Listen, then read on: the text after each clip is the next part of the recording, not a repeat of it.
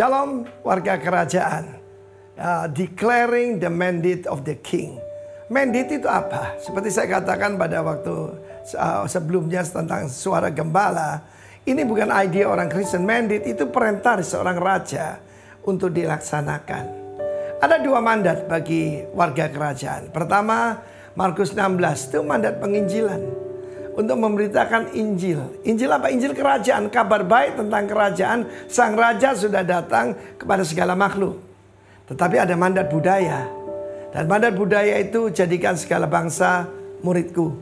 Matius pasal 28. Perkataan declaring itu seringkali kita bayangkan seperti orang berkhotbah. Bukan. Di dalam firman Tuhan, preaching itu declaring. Keriso. Pemberitanya kerix. Itu adalah saudara seperti Yohanes Pembaptis. Ketika utusan daripada imam-imam kepala datang pada dia. Apakah engkau Mesias? Dia berkata yang jelas, aku bukan Mesias. Jadi kalau ada orang mengaku-ngaku dia adalah sang Mesias, Kristus yang telah datang atau penggantinya, jangan percaya saudaraku. Yohanes Pembaptis memberikan contoh yang sangat baik. Kalau begitu engkau adalah Elia.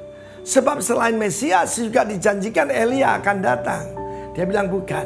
Kristus mengatakan roh Elia. Jadi spirit yang seperti Elia. Bukan reinkarnasi. Apakah engkau nabi yang akan datang? Itu Ulangan 18. Seperti yang dikatakan oleh Nabi Musa. Seorang dari saudaraku, saudaramu, ya sama seperti aku. Dialah yang harus kamu dengarkan. Saudaraku dia bilang bukan. Jadi kamu siapa? Ini penting kalau saudara tahu your identity, hidupmu akan berkemenangan. Karena itu dia tidak pernah gentar. Menghadapi tentara Romawi dia berkata, jangan memeras, cukupkan dengan gajimu. Dan dia berkata pada ahli-ahli agama orang-orang Farisi, ular biludak, siapa mengira bahwa kamu bisa meliputkan diri dari hukuman akan datang? Kapak telah sedia di akar pohon. Non-compromise saudaraku. Luar biasa. Dan hidupnya menunjuk pada Kristus. Inilah anak domba Allah yang akan mengangkut dosa seisi dunia. Dia begitu berani. Dia berkata kepada Herodes, tidak benar yang kamu lakukan ini. Kamu mengambil istri dari saudaramu.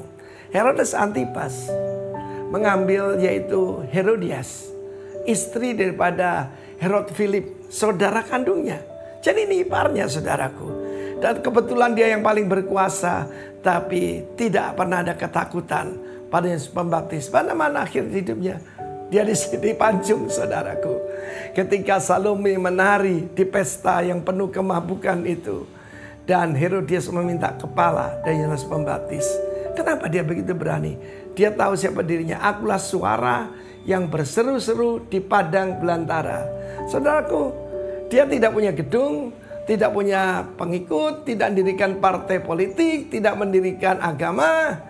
Dia berkata, akulah suara yang berseru-seru di padang belantara. Luruskan jalan bagi Tuhan. Seorang pemberita, seorang yang membawa mandat, itu berjalan di depan daripada raja. Dan membuat pernyataan, luruskan jalan bagi Tuhan. Setiap warga kerajaan, luruskan jalan bagi Tuhan. Setiap bukit akan direndahkan. Setiap lembah akan ditimbun. Semua yang berkelok-kelok akan diluruskan. Dan semua yang kasar akan diratakan, dihaluskan. Saya tahu saya perlu diluruskan, dihaluskan menjelang kedatangan Tuhan Yesus.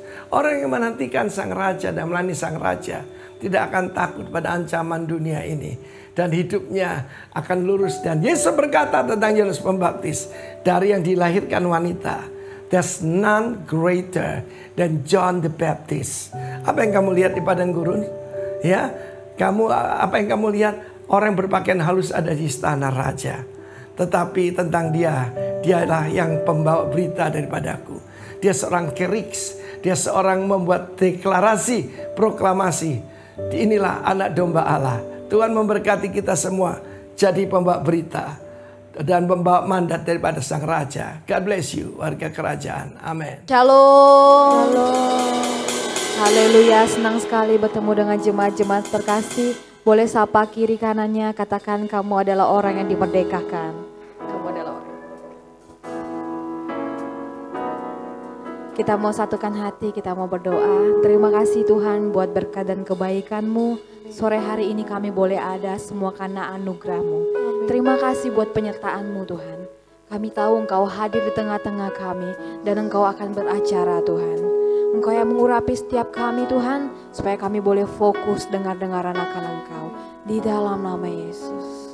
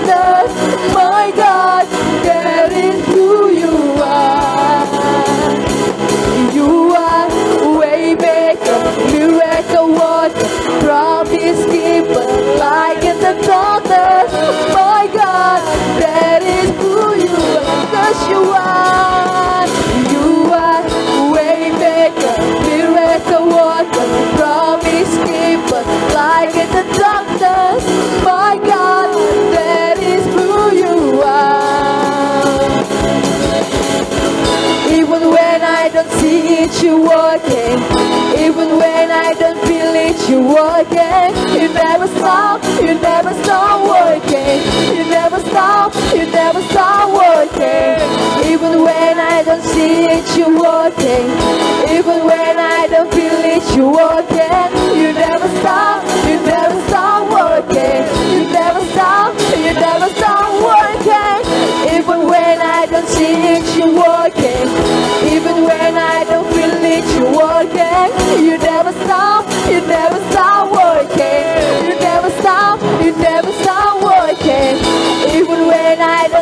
it, you're working. Even when I don't feel it, you're working. You never stop working. You never stop working. Waymaker, miracle worker, promise keeper, light in the darkness. My God, that is who you are. You are, yeah. Waymaker, miracle worker, promise keeper, light in the darkness. My God, that is who you are.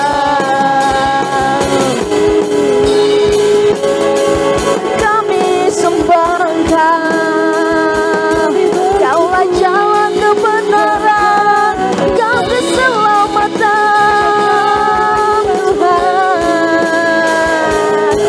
Kau kebenaran, Kau sumber pertolongan hidupku. Kami sembah Engkau, kami sembah Engkau, kami sembah Yesus. Dan namamu ditinggikan, namamu dimuliakan, Kau yang teragung Tuhan. Tiada Allah sepertimu.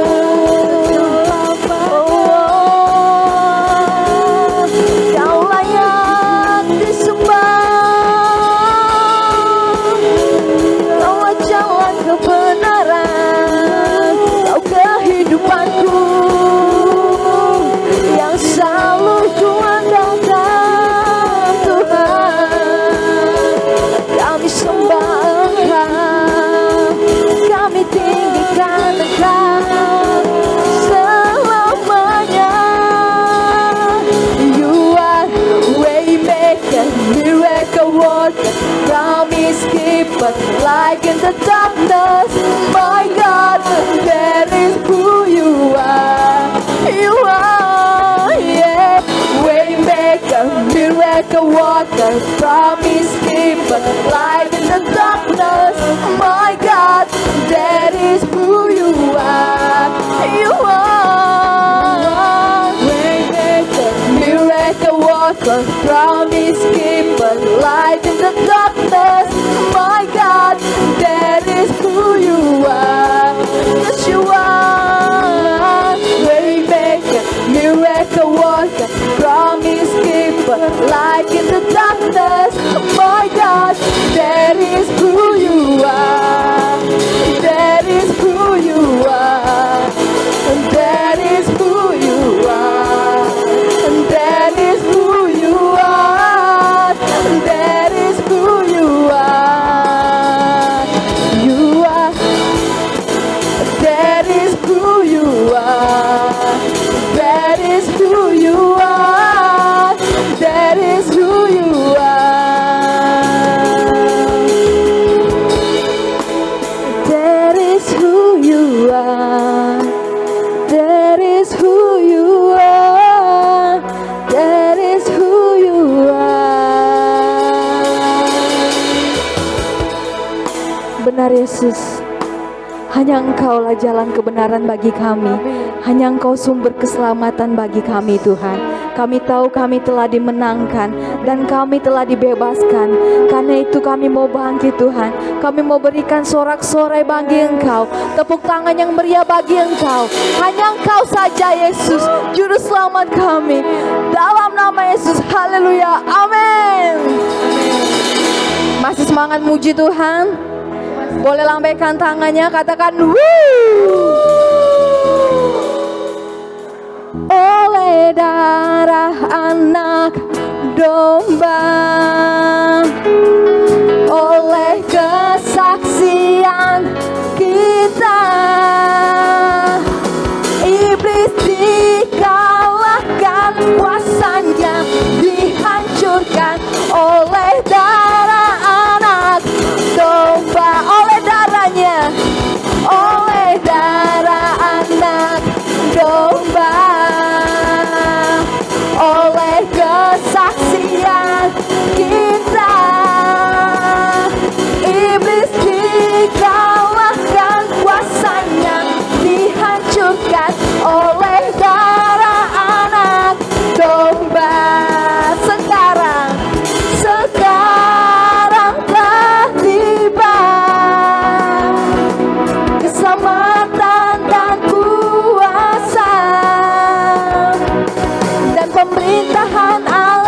kita, kuasanya yang diurapinya, karena telah dilemparkannya para pendakwa kita. Sekarang telah tiba keselamatan dan kuasa dan pemerintahan Allah kita, kuasanya yang diurapinya, karena telah dilemparkannya para pendakwa kita. Oleh darah anak domba, oleh kesaksian kita, iblis dikalahkan, kuasanya dihancurkan oleh darah anak domba. Sekarang telah tiba keselamatan, keselamatan dan kuasa dan pemerintahan Allah kita, kuasanya yang diurapinya, karena telah dilemparkannya para pendakwa kita. Oleh darah anak domba, oleh kesaksian kita, iblis dikalahkan, kuasanya dihancurkan oleh darah anak domba. Oleh darahnya, oleh darah anak domba, oleh kesaksian kita, iblis dikalahkan, kuasanya dihancurkan oleh darah anak domba. Jemaat saja, oleh darah domba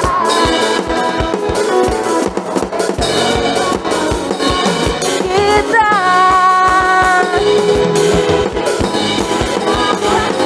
kuasanya dihancurkan oleh darah anak domba. Oleh darahnya, oleh darah anak domba,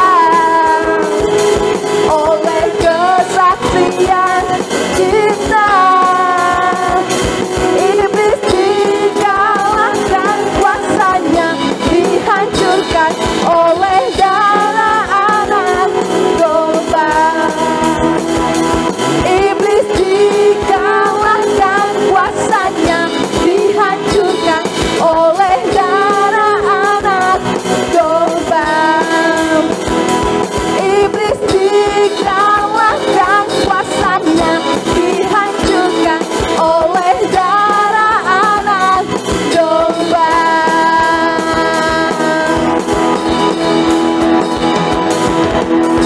Haleluya. Kami mau berikan yang terbaik Tuhan. Sebab kasih sejati hanya ada padamu Yesus.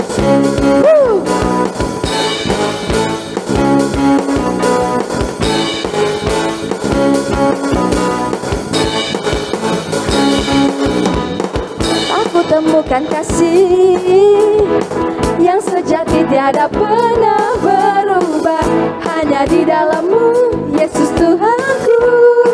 Sebab kasih-Mu Yesus, kasih yang Kau beri lebih segala yang terbaik dalamku, tak berkesudahan kekal selamanya.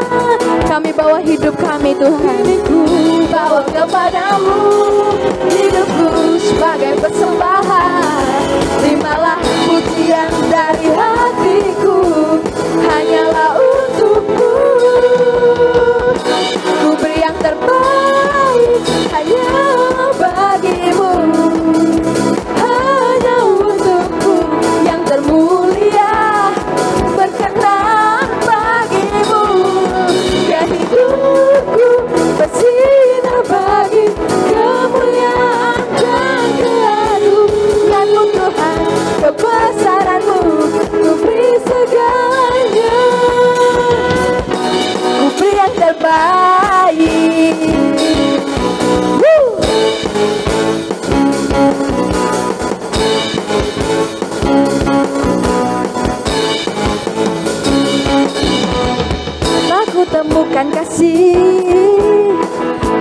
sejati tiada pernah berubah, hanya di dalam-Mu Yesus Tuhanku. Sebab kasih-Nya, kasih yang telah Kau beri, lebih segala yang terbaik dalamku, tak berkesudahan, kekal selamanya. Kami mau bawa hidup kami Tuhan, bawa kepadamu hidupku sebagai persembahan. Terimalah pujian dari hatiku, hanyalah untukmu. Ku beri yang terbaik hanyalah bagimu, hanya untukmu yang termulia, berkenan bagimu. Dan hidupku bersinar bagi kemuliaan dan keagungan Tuhan, kebesaran-Mu. Ku beri segalanya, ku beri yang terbaik hanya bagimu, hanya untukmu yang termulia, berkenan bagimu.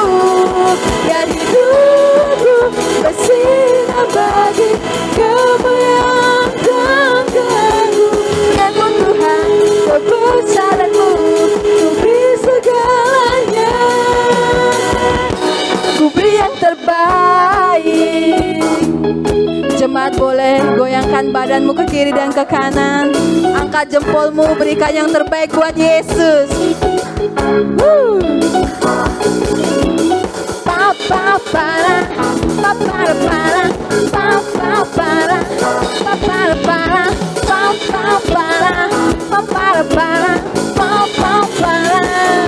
Ku beri yang terbaik hanyalah bagimu, hanya untukmu yang termulia, berkenan bagimu.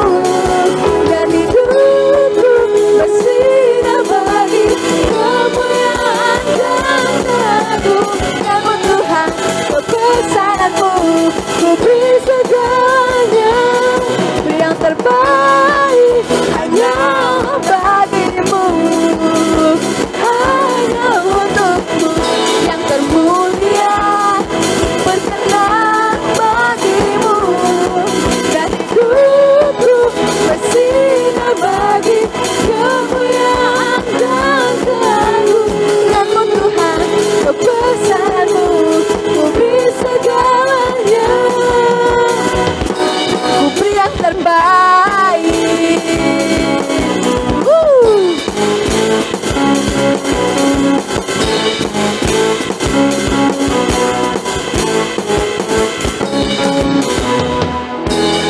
Sebab semua yang terbaik hanya bagi Yesus. Amin. Bagi Dia yang memerintah, yang layak terima segala pujian. Bagi Dia yang bertahta, surga bumi sujud menyembah di hadapannya. Bagi Dia yang memerintah, yang layak terima segala pujian. Bagi Dia yang bertahta, surga bumi sujud menyembah di hadapannya. Bagi Dia yang memerintah, yang layak terima segala pujian. Bagi Dia yang bertahta, surga bumi sujud menyembah di hadapannya. Surga bumi sujud menyembah di hadapannya. Surga bumi sujud menyembah di hadapannya. Haleluya.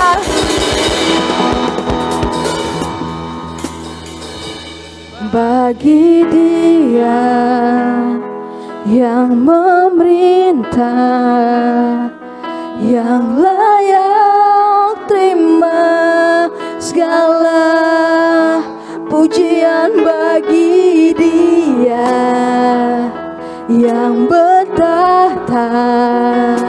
Surga bumi sujud menyembah di hadapannya. Bagi Yesus, bagi Dia yang meminta, yang layak terima segala pujian bagi Dia yang bertahta. Surga bumi sujud menyembah di hadapannya. Surga bumi sujud menyembah di hadapannya. Surga bumi sujud menyembah di hadapannya. Terima kasih Tuhan. Kami mau bersorak-sorai Tuhan bagi Engkau. Sebab karena Engkau Tuhan, kami telah dibebaskan oleh belenggu-belenggu Tuhan. Kami telah menang Tuhan. Terima kasih Tuhan, Engkau telah mati menebus setiap dosa kami Tuhan. Kami mau nyanyikan kemenangan kami Tuhan, bersorak-sorai bagi Sang Raja. Haleluya.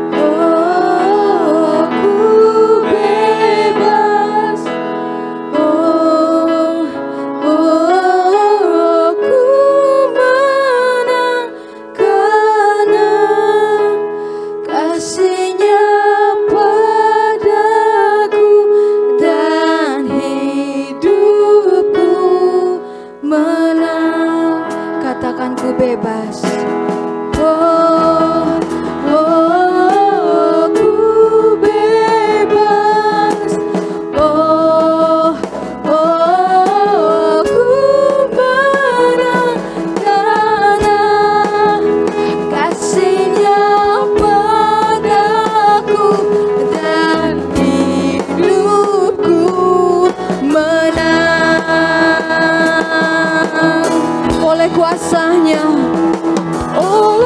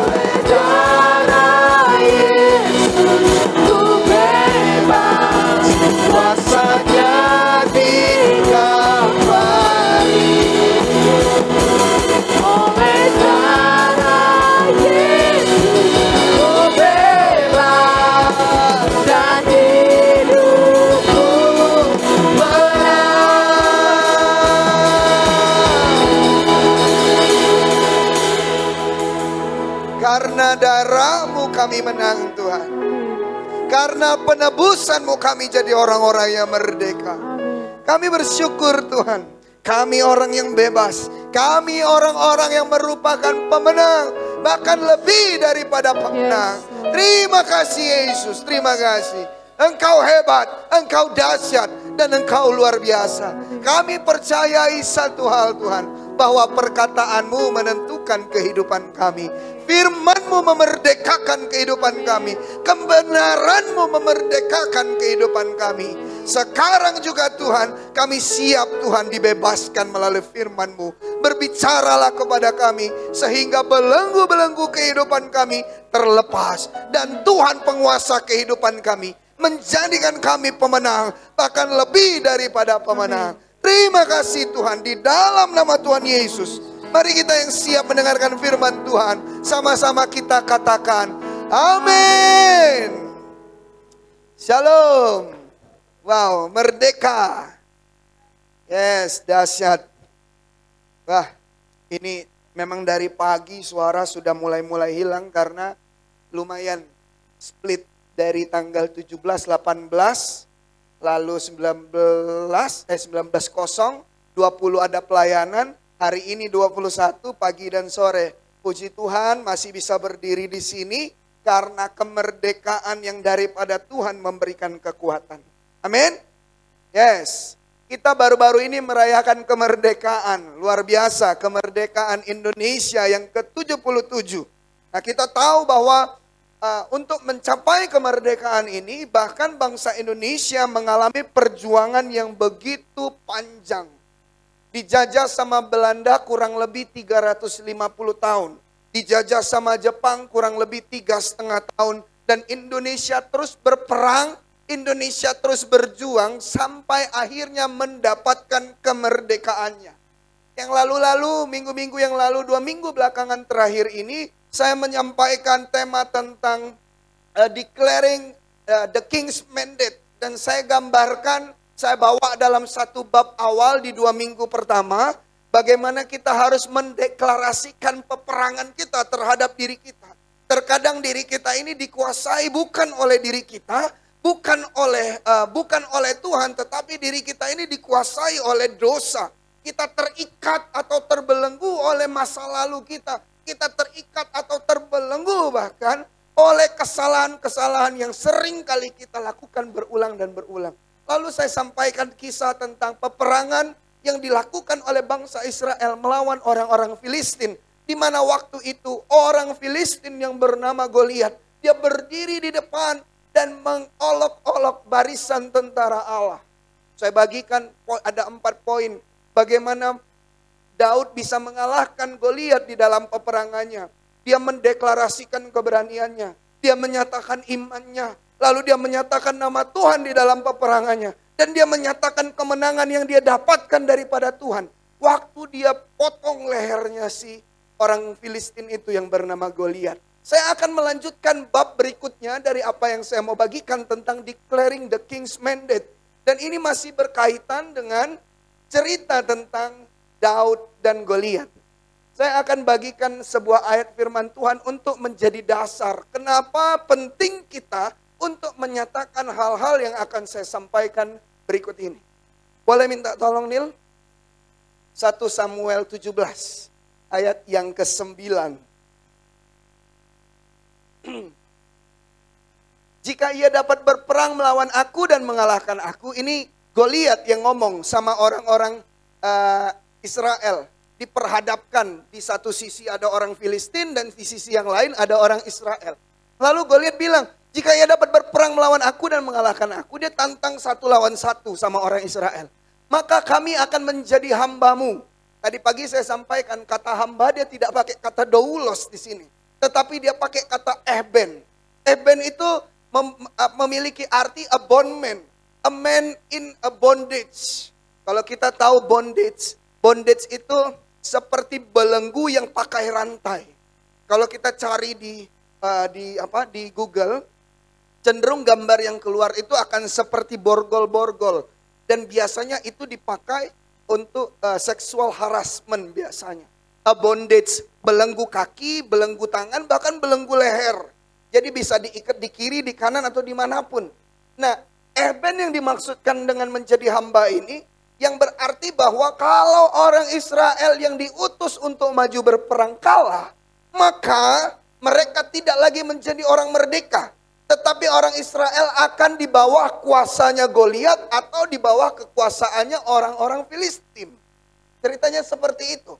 Lalu dia bilang begini, tetapi jika aku dapat mengungguli dan mengalahkannya, maka kamu akan menjadi hamba kami dan takluk kepada kami. Tetapi itu berlaku pula sebaliknya. Waktu itu bangsa Israel kocar kacir dan ketakutan. Dia lari dari Goliat, dia lari dari orang-orang Filistin. Nah, dari sini saya mau ajarkan satu hal yang sangat penting. Kalau hari-hari ini kita sedang menghadapi Goliat atau pergumulan dan permasalahan kita, kita tidak pernah boleh lari. Amin. Karena hanya orang yang menghadapi peperangannya, masuk di dalam peperangannya, orang yang maju menghadapi Goliatnya, orang yang berperang melawan Filistinnya, dia orang yang bisa dibebaskan. Tanpa peperangan, tanpa perjuangan, maka kemerdekaan tidak akan pernah bisa kita dapatkan. Apa yang dilakukan oleh Daud waktu itu? Sementara bangsa Israel lari menjauh, Saul kabur ketakutan, tetapi Daud dengan gagah berani, dia menghadapi Goliat. Saya percaya kita orang-orang di sini adalah orang-orang yang memiliki keberanian, yang tidak mau lari daripada masalahmu, yang tidak mau lari daripada Goliatmu. Engkau adalah orang-orang yang berjuang untuk mendapatkan kemerdekaanmu. Kita harus maju berperang, kita harus masuk ke dalam battleground-nya kita, supaya kita bisa menang atas masalah yang sedang kita hadapi. Tetapi kalau kita terus-menerus lari, maka kita tidak akan pernah bisa memenangkan. Kita tidak akan pernah bisa menjadi orang yang merdeka. Sementara kita dengan asiknya nyalahin keadaan, sementara kita dengan asiknya nyalahin Tuhan, atau kita nyalahin diri kita sendiri, karena kita tidak jadi orang yang merdeka untuk pergumulan kita. Kita bilang, kenapa aku hidup susah terus? Kenapa aku hidup masalah terus? Tetapi kita tidak pernah maju berperang menghadapi masalah kita. Kita berlari terus dari masalah kita. Kita hindari terus Goliat kita. Dan kita menuntut diri kita atau bahkan orang lain, bahkan Tuhan kita tuntut. Kenapa masalah terus silih berganti datang? Masalah tidak akan pernah kita selesaikan. Masalah tidak akan pernah bisa kita menangkan tanpa kita hadapi. Saya himbau kita semua yang di tempat ini. Apabila engkau sedang menghadapi Goliat, apabila engkau diperhadapkan dengan bangsa Filistin, engkau diperhadapkan dengan masalahmu, hadapi. Karena Tuhan Allah yang membela Israel, Dia ada di pihak kita. Dia akan membela kita. Dia akan berperang ganti kita. Sehingga Goliat Filistin tidak akan pernah bisa menang atas kehidupan kita. Karena Dia memberikan kemenangan. Katakan amin. Jangan lari. Lalu apa lagi yang kita butuhkan untuk kita bisa menjadi orang yang merdeka? Oh, kemerdekaan butuh pengorbanan. Apa yang menjadi tanda bahwa mereka tidak menjadi hamba? Waktu Goliat bilang, kalau kau kalah kau jadi hamba. Tapi kalau kau menang aku jadi hamba. Kenyataannya adalah Daud menang atas Goliat. Dan apa yang menjadi tanda kemenangannya? Waktu Goliat dipotong lehernya. Waktu Goliat dikorbankan. Itu menjadi tanda kemerdekaan bangsa Israel atas Filistin. Kita orang-orang percaya mendapatkan kemerdekaan kita, mendapatkan kebebasan kita waktu Yesus mati buat kita. Waktu Yesus berkorban buat kita. Maka kita tidak lagi disebut sebagai hamba. Kita tidak lagi disebut sebagai budak. Kita bukanlah seorang Eben seperti yang Goliat katakan. Mungkin kita menghadapi permasalahan yang bilang, kau tunduk sama masalah ini. Mungkin yang sedang kita hadapi hari-hari ini seolah-olah lebih besar daripada kemampuan kita. Seolah-olah dalam tanda kutip lebih besar daripada Tuhan kita. Dan bikin seolah-olah kita harus tunduk pada permasalahan itu. Saya mau bilang, Tuhan Allah Israel memberikan kemenangan buat bangsa Israel melalui Daud saat itu. Dia Tuhan yang sama yang akan memberikan kita kemenangan. Katakan amin. Masalahnya, apakah kita menerima pengorbanan Kristus, apakah kita juga mau berkorban supaya kita mendapatkan kemerdekaan yang kita nanti-nantikan? Kita bisa lihat bagaimana perjuangan bangsa Indonesia dalam merebut kemerdekaan. Walaupun ya bisa dibilang kemerdekaan Indonesia ini hadiah lah. Hiroshima, Nagasaki dibom, kita memproklamasikan kemerdekaan kita. Tetapi bukan berarti tanpa effort. Bukan berarti tanpa usaha. Bangsa Indonesia berjuang walaupun dengan bambu runcing. Belum lagi dengan santet ya. Katanya zaman dulu ya. Ada Datuk Maringgi yang kebalnya minta ampun. Terus kalau di film jimatnya nyangkut di pagar terus ditembak dia mati. Ya kan? Ini jangan dibahas-bahas lah kalau masalah perdukunan. Sekarang perdukunan sudah ada asosiasinya. Ngeri nanti kita tiba-tiba disomasi. Datang surat nanti ke GBI Rock Jambi. Kami asosiasi dukun. Wah, menentang perkataan Bapak. Karena kami tetap kebal peluru sekalipun jimat kami nyangkut di pagar. Waduh, luar biasa. Soalnya tadi tiba-tiba kami dapat surat. Surat yang lumayan bikin kaget juga. Ya mungkin mereka lihat apa yang kita buat di Jambi. Lalu kita posting di media-media sosial kita seolah-olah gereja ini gereja yang besar sekali gitu. Ya walaupun nanti akan besar, nanti akan hebat pasti. Tapi tiba-tiba tadi ada surat tertuju kepada Bapak Gembala, Bapak atau Ibu Gembala GBI Rock Jambi. Lalu begitu dibuka suratnya, oh ternyata dari GBI, enggak tahu daerahnya di mana karena agak kurang familiar. Serdang ya, yang serdang-serdang saja, kayak lagu loh itu Don. Yang serdang-serdang saja, enggak, namanya Galang kalau enggak salah, ya kan? Lalu mereka buat, di situ ada surat proposal, permohonan dana. Luar biasa sekali, untuk buat atap 300 juta, buat ini, sekali dilihat, wah totalnya 1 miliar, haleluya. Berarti orang melihat kita nih gereja yang merdeka. Padahal kita nih gereja yang berjuang. Kita nih di sini orang-orang yang berjuang, amin. Kita akan bersama-sama melihat gereja ini bertumbuh besar. Lewat perjuangan yang Tuhan izinkan dan Tuhan berikan kita kekuatan. Waktu kita melihat gereja ini besar, jangankan proposal datang. Kita yang menawarkan bantuan. Pak mau dibantu apa? Kan gitu. Gereja mau dibantu apa silakan. Yuk, ayo yang belum merit. Yang mau mempersiapkan sinamot, yuk kita bantu. Kita bantu, kita siapkan. Kalau gerejanya udah besar. Tapi kalau gerejanya belum besar, ya ngerti-ngerti lah ya. Nggak ngerti ya kayaknya. Aduh, jadi ngeri ngomongnya. Haleluya. Oke, nah tanpa pengorbanan kita nggak akan pernah mendapatkan kemerdekaan.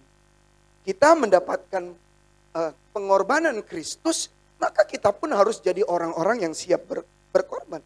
Lagu tadi yang dua terakhir tadi bagus.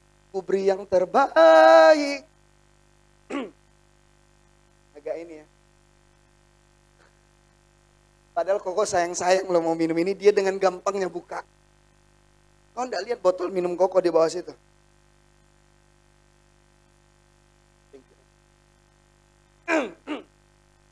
Lagu tadi, nyanyinya bagus sekali. Ku beri yang terbaik bagimu.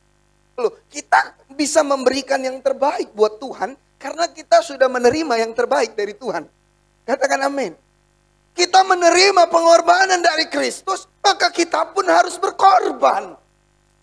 Supaya apa? Oke, saat ini kita sudah menerima keselamatan itu melalui Kristus. Tetapi banyak di luar sana orang-orang belum mengenal Kristus. Oh, kita tidak bisa ngomong mereka tidak selamat, mereka tidak berhak atas sorga. Saya akan bilang itu tanggung jawab kita. Orang-orang di luar sana yang belum mengenal Kristus, belum mendapatkan pemberitaan Injil, itu ada di dalam beban pundakmu. Ada di dalam beban pundak kita supaya Yesus diperkenalkan. Dia sudah memperkenalkan dirinya kepada kita. Maka kita orang-orang yang menerima yang terbaik dari Tuhan, kita pun akan memberi yang terbaik bagi Tuhan. Apa yang terbaik bagi Tuhan? Persembahan? Oh enggak. Pertobatan. Jiwa-jiwa. Itu korban yang harum bagi Tuhan. Bukan segala-galanya tentang uang. Walaupun tanpa uang kita tidak bisa buat segalanya. Tetapi saya mau bilang itu bukan segala-galanya buat Tuhan. Yang Tuhan rindukan adalah melalui kehidupan kita. Kita memberikan yang terbaik dalam arti apa? Korban. Korbannya apa? Jiwa-jiwa. Itu yang paling penting supaya orang-orang lain mendapatkan keselamatan yang kita dapatkan. Mendapatkan kebebasan, kemerdekaan yang sudah kita dapatkan. Coba kita ingat-ingat siapa orang-orang di dekat kita yang mungkin hari-hari ini kita harus doakan. Yang mungkin hari-hari ini harus kita kunjungi, mungkin kasih kekuatan mungkin. Atau sekedar say hello, happy Sunday, sudah beribadah belum? Karena di dalam happy Sunday besar kuasanya, Ripnya.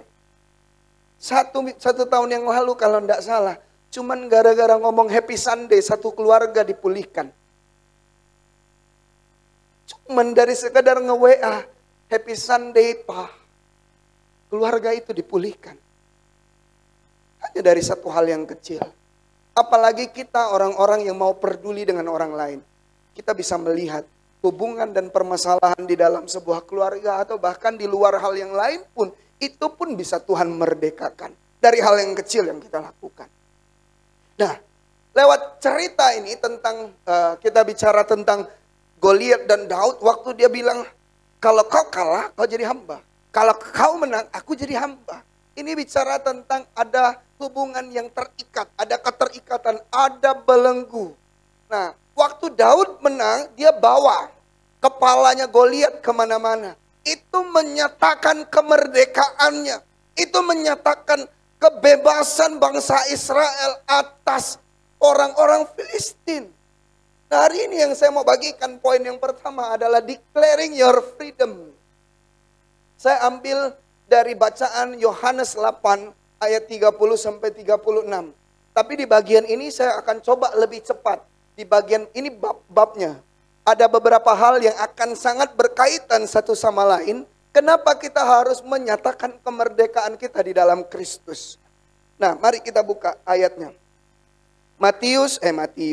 Yohanes 8 ayat 30 sampai 36.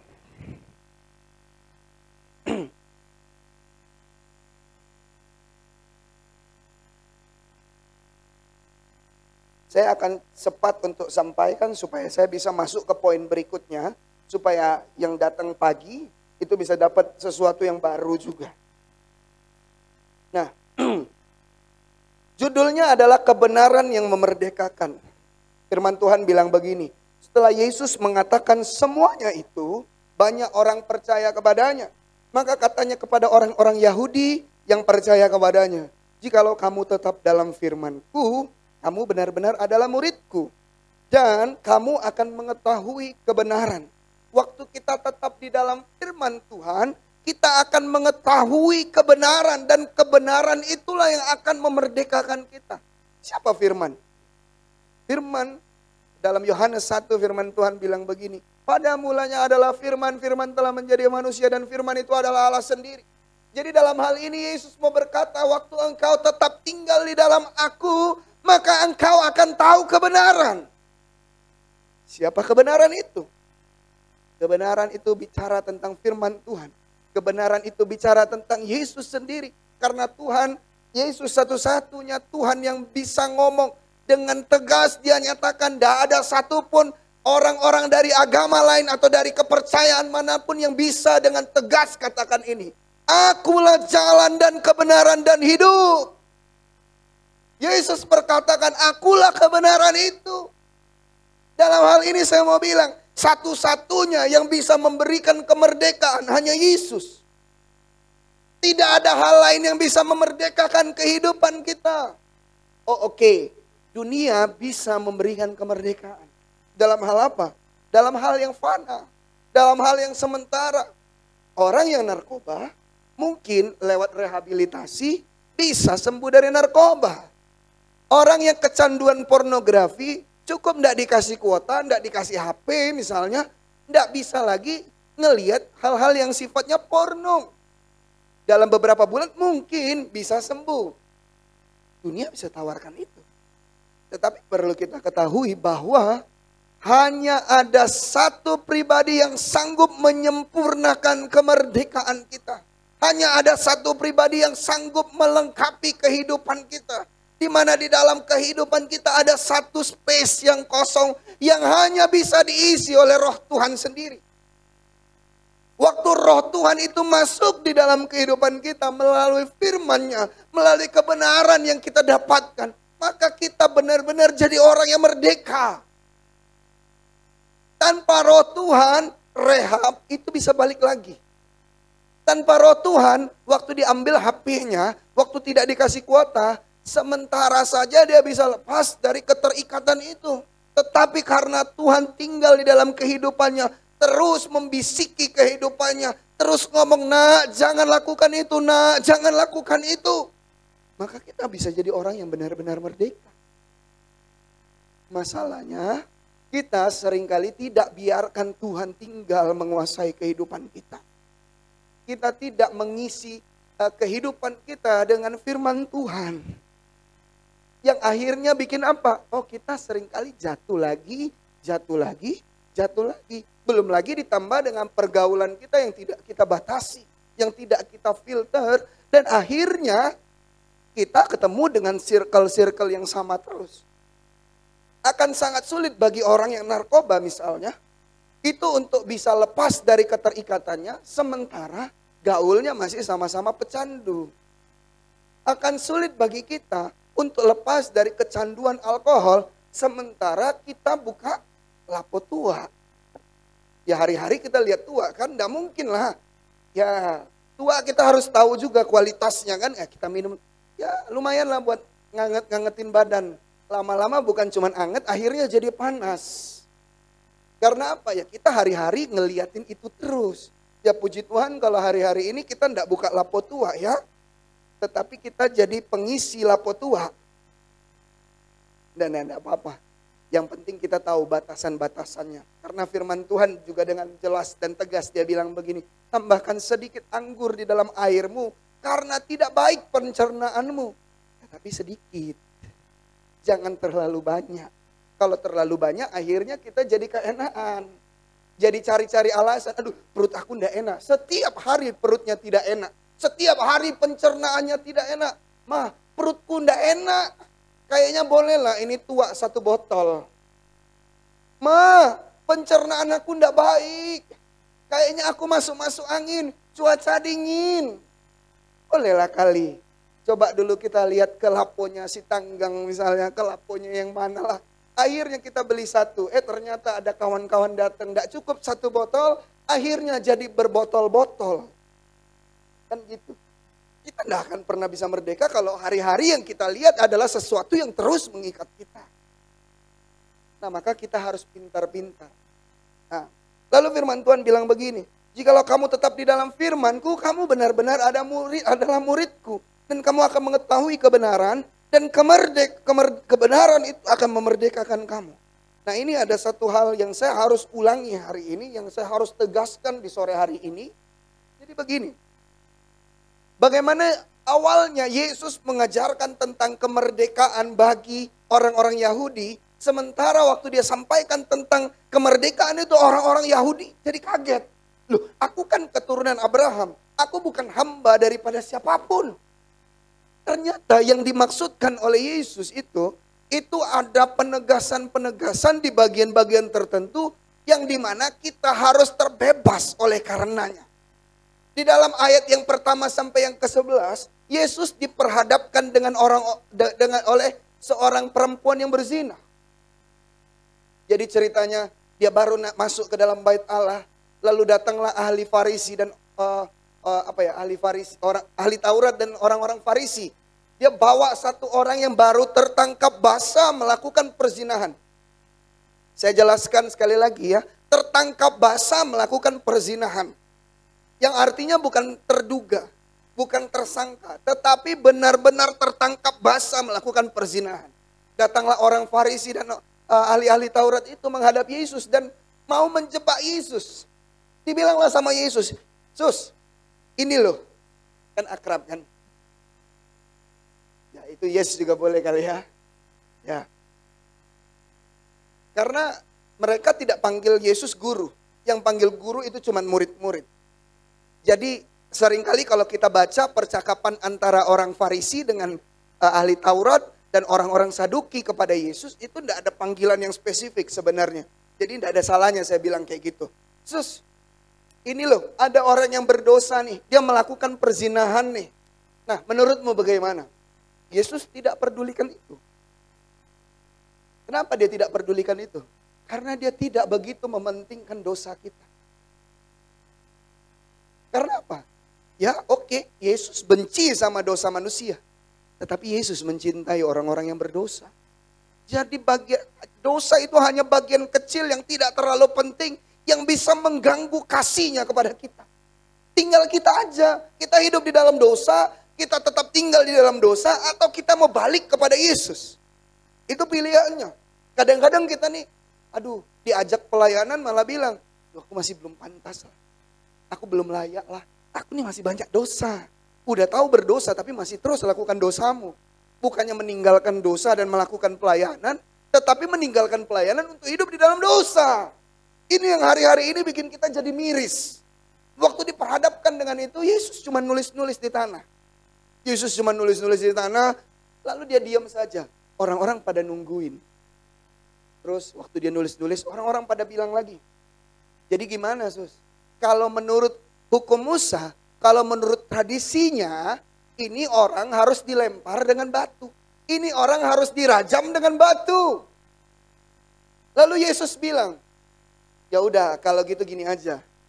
Kalau ada di antara kita di sini yang tidak pernah melakukan pelanggaran, hendaknya dia yang mengambil batu pertama kali dan melempar perempuan itu. Lalu seketika itu pelan-pelan dari yang paling tua mulai mundur satu-satu. Karena tahu mereka juga orang yang berdosa. Tetapi jangan lupa, di situ ada satu orang yang tidak pernah buat dosa. Siapa dia? Ya Yesus. Tapi apa dia mengambil batu untuk melempar perempuan itu? Oh enggak. Dia juga tidak memberikan batu kepada orang untuk melempar orang itu.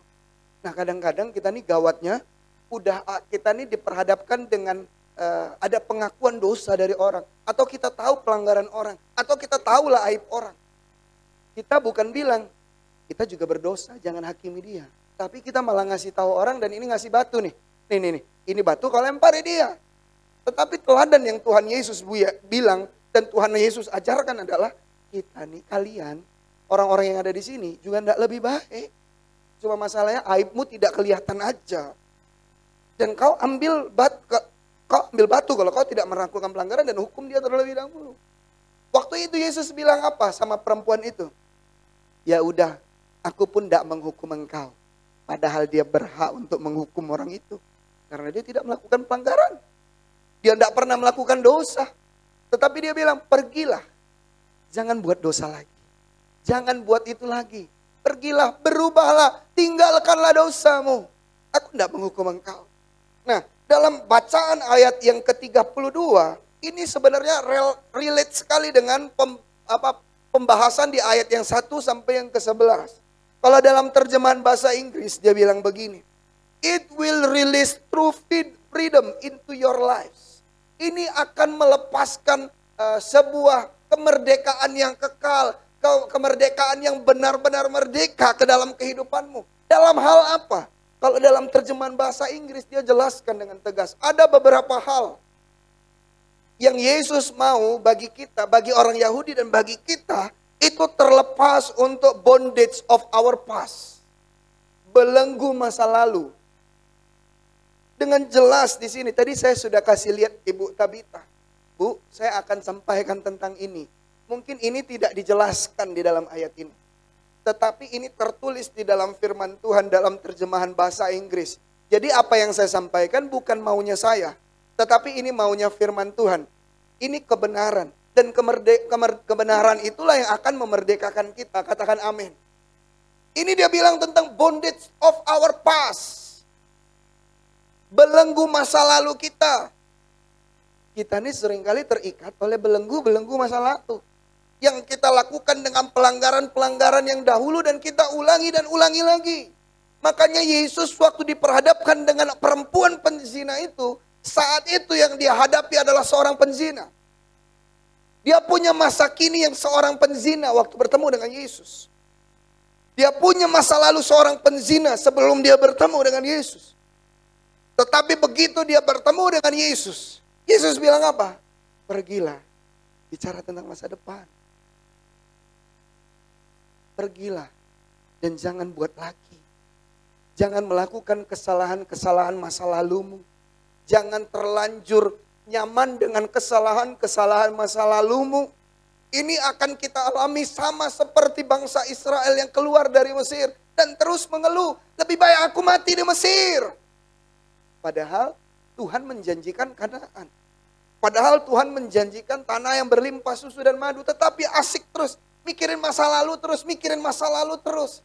Orang yang hidup di masa lalunya, terbelenggu oleh masa lalunya, maka dia tidak akan bisa maju. Dia akan terus berputar-putar di padang gurun yang sama dan tidak akan sampai ke tanah perjanjian. Bangsa Israel yang mengeluh, bangsa Israel yang terbelenggu oleh masa lalunya. Angkatan Musa, tidak ada yang masuk tanah Kanaan. Yang masuk itu angkatan Yosua dan Kaleb dan seterusnya. Karena apa? Karena mereka terbelenggu oleh masa lalunya. Orang-orang seringkali terbelenggu oleh belenggu-belenggu waktu, terbelenggu oleh masa lalu dan terbelenggu juga oleh masa depan. Kita punya harapan yang kita takutkan tidak terjadi. Kita punya impian yang kita takutkan tidak terjadi. Tetapi percayalah, ya Tuhan Allah menjamin masa depan kita. Katakan amin. Ia menjanjikan kehidupan yang depan bersama-sama dengan Dia. Penuh dengan kemenangan, masa depan yang gilang dan gemilang, masa depan yang penuh dengan pengharapan. Apa yang perlu kita takutkan? Kita harus lepas daripada belenggu masa lalu. Kita harus juga lepas dari belenggu-belenggu masalah waktu. Sehingga apa? Di saat ini kita hidup di masa kini, kita hidup di masa ini. Kita hidup bergantung hanya kepada Tuhan saja. Amin. Lalu dibilang lagi the bondage of our sins. Kita terbelenggu oleh dosa-dosa kita. Sins-nya tidak cuma satu. Dia tidak pakai kata single. Dia tidak pakai singular. Tetapi dia pakai plural. Ada S-I-N ditambah dengan S. Kita ini seringkali diikat oleh dosa-dosa.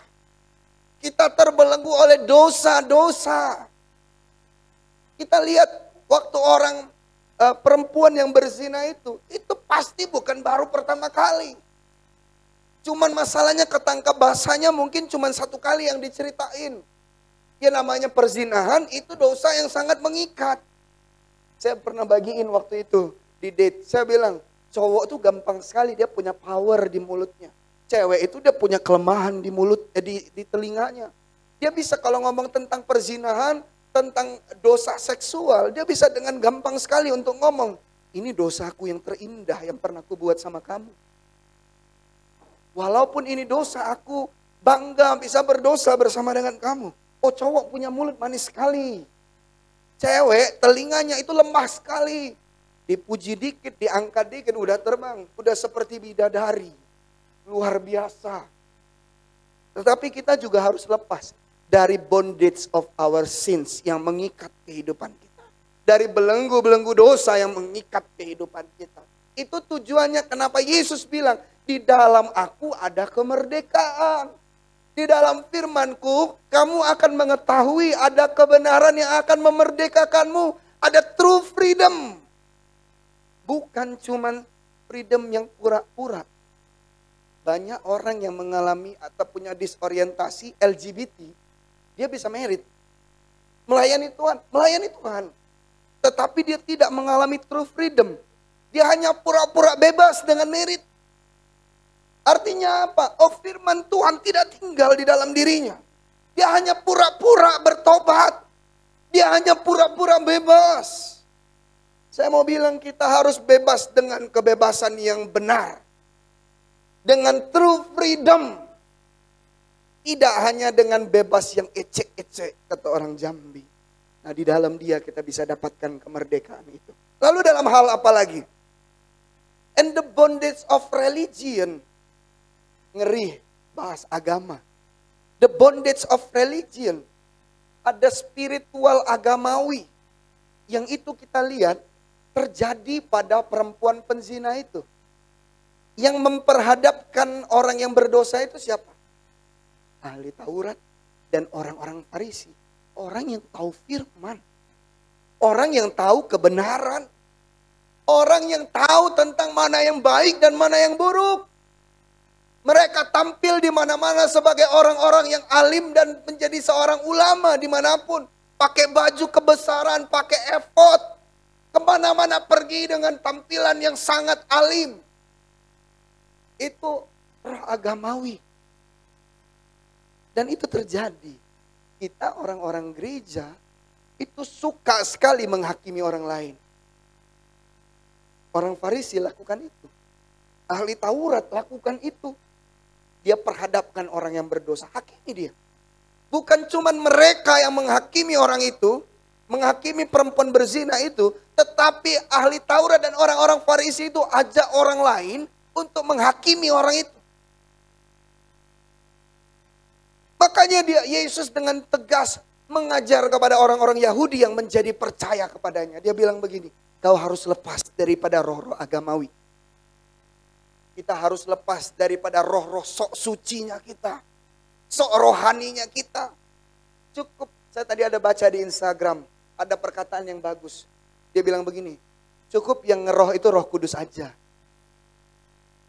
Kita enggak usah sok-sok rohani. Kita tetap napak bumi kalau ngomong. Sehingga orang nyaman dengan kita. Waktu kita ngomong tentang Yesus. Kita tidak ngomong seolah-olah kita ini paling baik di dunia ini. Dan orang lain paling buruk. Orang Kristen ini paling eksklusif. Kita kalau datang ke rumah sakit doain orang. Wah, bangganya luar biasa. Tapi begitu ada orang lain di luar Kristen yang tidak percaya sama Yesus. Dan bilang sama kita, mau didoain enggak? Kita langsung, oh enggak, saya Kristen. Bener ya? Dan akhirnya bikin orang jadi benci. Yang akhirnya bikin orang jadi, apa sih? Sok suci sekali kau jadi orang Kristen. Sok suci sekali kau jadi orang percaya sama Yesus. Sok hebat sekali kau kalau ngomong. Kalau ngomong tuh sudah seperti di awang-awang. Siap. Sekalian soalnya sudah di atas ini. 15 menit. Siap. Kita nih sok suci sekali. Orang Kristen tidak boleh sok suci. Amin. Kita harus jadi suci. Amin. Tetapi tidak usah sok suci. Kita harus hidup dipimpin oleh roh Tuhan. Katakan amin. Tetapi tidak usah sok-sok ngeroh. Tidak usah sok-sok kalau ngomong tuh sok-sok. Wih, alkitabiah sekali kalau ketemu sama orang. Halo, haleluya. Hambanya, apa kabar? Pasti luar biasa. Puji Tuhan. Kalau kemana-mana selalu bawa Tuhan. Tapi kelakuannya ngalah-ngalahin iblis. Kalau ngomong penuh dengan firman Tuhan, kalau buat status WA, semuanya ayat firman Tuhan. It's okay, tidak masalah. Tapi tindakan kita harus seperti apa yang kita perkatakan. Kenapa? Karena roh-roh agamawi pun kita harus terbebas. Kita tidak boleh terikat oleh roh-roh agamawi. Sama seperti ahli Taurat itu. Nah ini yang terakhir, apalagi yang Yesus maksudkan. Dan ini sangat berat sekali untuk saya sampaikan. Tetapi saya akan sampaikan dengan tegas. Ini perkataan firman Tuhan. Bukan perkataan saya. Dia bilang begini. Jesus was speaking these words to those who were not fully free from man's tradition. Saya terjemahkan bahasa Indonesianya. Yesus mengatakan perkataan ini kepada atau untuk orang-orang yang tidak terbebas oleh tradisi. Waduh, ini agak berat nih. Kita nih manusia yang punya adat. Tiap kali saya bahas tentang adat, saya bahas tentang tradisi. Selalu dikatakan duluan adat atau agama. Selalu itu dikatakan sama orang-orang tua yang mengenal adat dan mengetahui tentang adat. Selalu bilang, Pak, duluan adat loh daripada agama. Tapi ini firman Tuhan. Firman Tuhan bilang sama kita begini. Aku bilang tentang kemerdekaan. Yesus mengajarkan tentang kebenaran yang memerdekakan. Juga untuk orang-orang yang terikat oleh. Sebentar, ada tulisan resleting. Jadi saya harus naikin dulu jadi pecah konsentrasi. Aduh.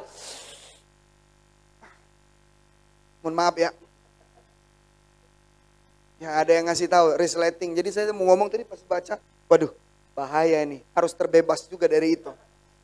Seperti ada yang mau membebaskan dirinya. Oke, dia bilang begini, ini juga untuk orang-orang yang terikat oleh tradisi. Saya punya tradisi. Saya hidup di dalam sebuah adat.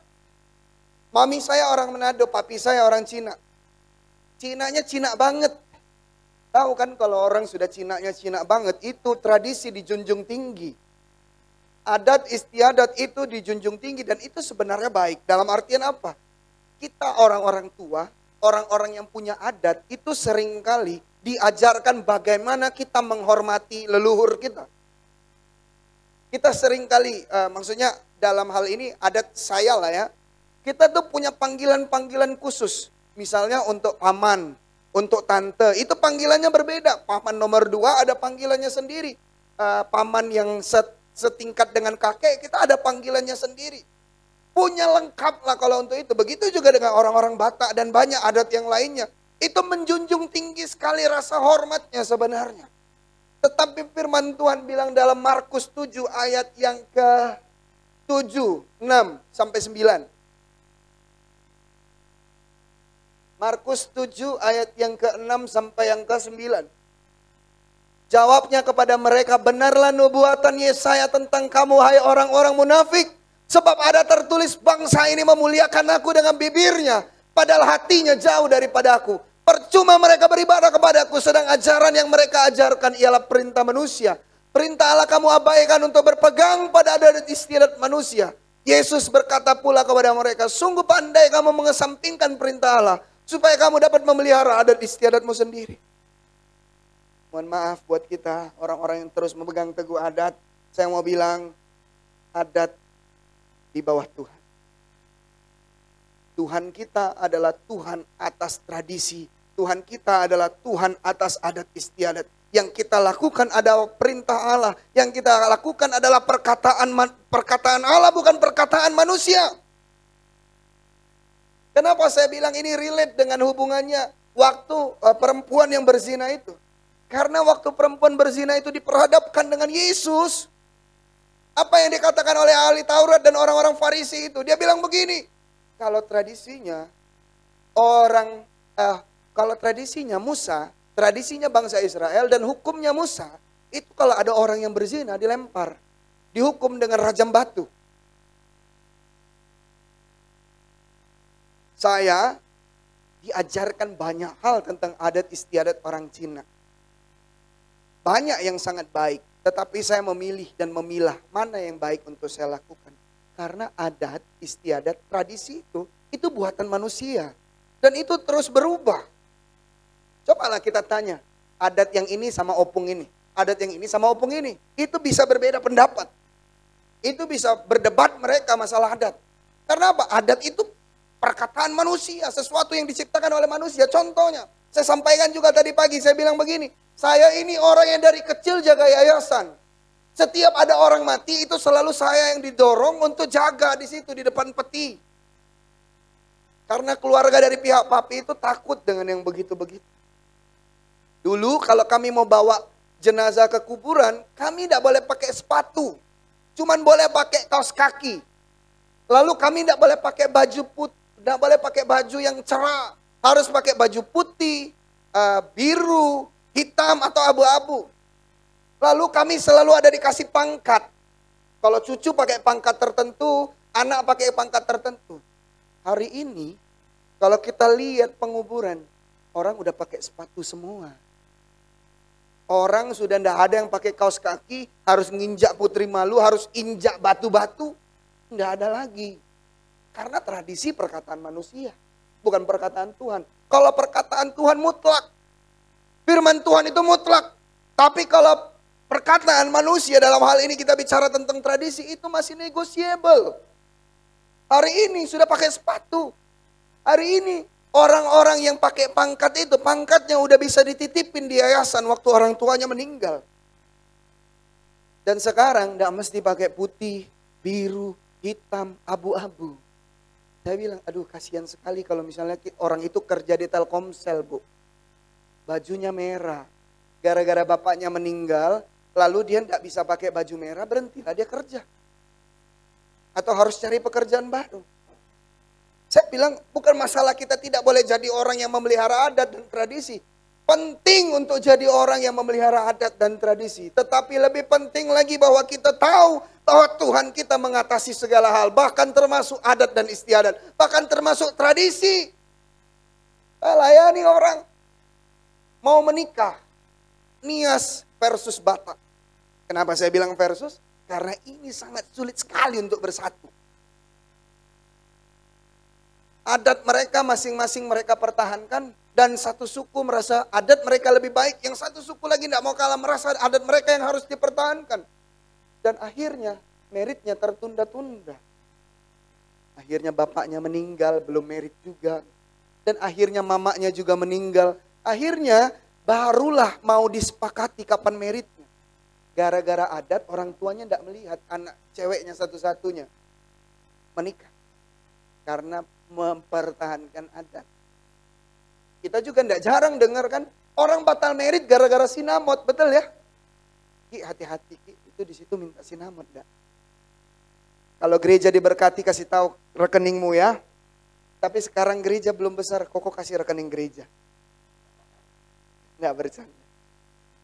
10 menit, 5 menitmu panjang juga San ya. Thank you. Ya.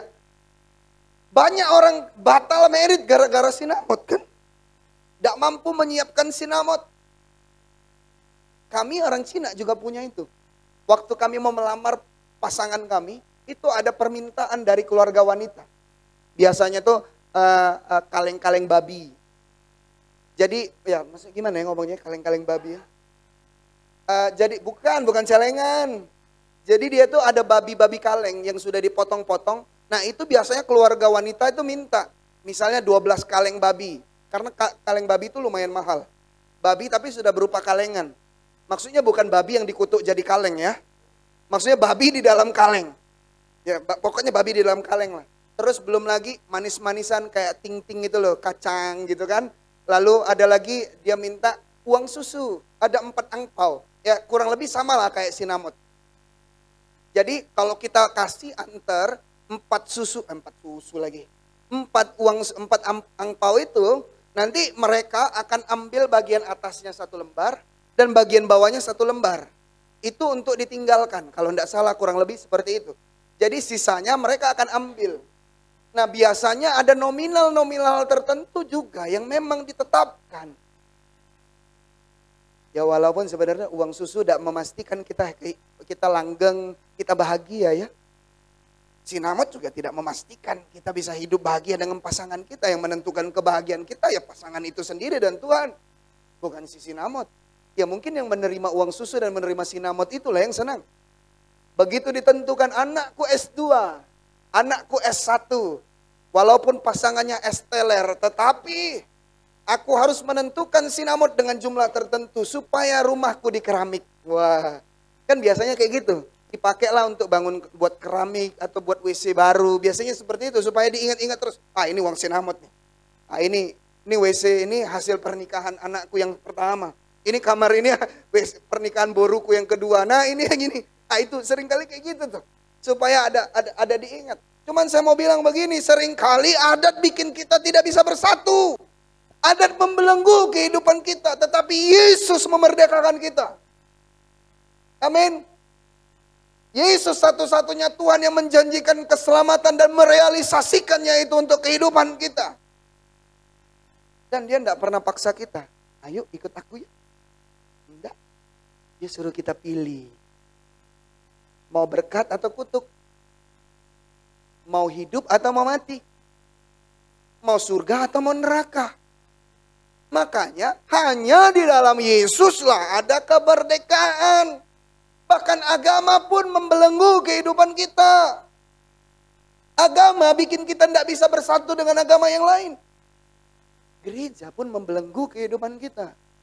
Ada gereja tertentu yang bilang kalau gereja GBI, gereja karismatik itu gereja yang sesat. Padahal belum tentu salah. Bisa jadi beneran sesat. Tapi kan tidak bisa dihakimi, kita tidak boleh dihakimi dan kita tidak boleh menghakimi. Makanya kita harus lepas daripada roh-roh agamawi. Karena agama pun mengikat kehidupan kita, membelenggu kehidupan kita. Yang melayani pun, itu mereka bisa duduk-duduk di sini, saya sudah ingetin. Pelayan duduk di depan. Jangan duduk-duduk di belakang. Tadi kau Wendy sama Daniel mau pindah ke depan, saya bilang jangan. Kau di belakang tidak apa-apa. Nanti tidak ada yang pegang sound sama multimedia, jangan. Biar yang di belakang, khusus di belakang tidak apa-apa. Itu pun membelenggu. Tapi Yesus tidak bisa paksa. Dia tidak pernah paksa kau datang. Tetapi dia memaksa dirinya untuk datang ke dunia dan mati bagi kita. Keren ini, ulangi ya, dengar baik-baik. Dia tidak bisa paksa kita datang kepada dia. Dia tidak pernah paksa kita untuk memilih dia. Tetapi dia memaksa dirinya untuk hadir ke dunia dan mati bagi kita. Itu luar biasanya Tuhan kita. Makanya di dalam dialah satu-satunya kemerdekaan itu. Masih sempat enggak ya satu poin lagi ya? Tidak bisa ya, San? Ayo sudah, kalau gitu Koko undang pemusik. Saya undang pemusik. Aduh, makasih ya San buat waktu tambahannya. Jadi dia bilang begini. Ayat yang ke-33. Waktu Yesus mengajarkan tentang kebenaran yang memerdekakan, ternyata orang-orang Yahudi itu menjadi terkejut.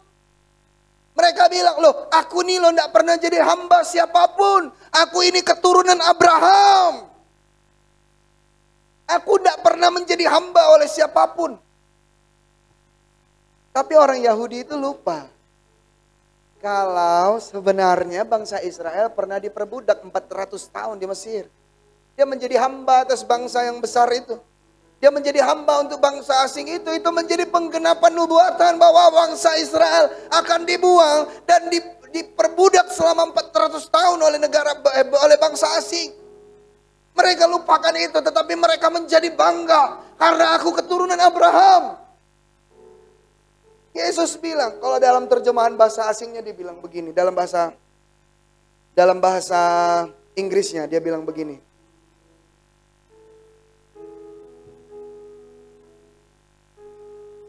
Jesus reminded them that ancestral lineage does not guarantee spiritual freedom.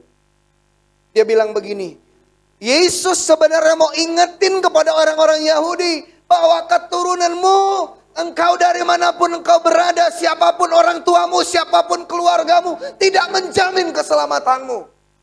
Tidak menjamin kemerdekaanmu, tidak menjamin your spiritual freedom.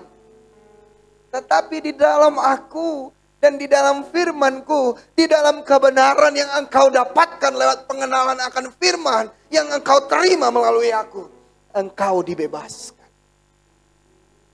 Sorga mahal. Mau kita anak haritanu pun tidak bisa beli. Tetapi Yesus bisa kasih kita.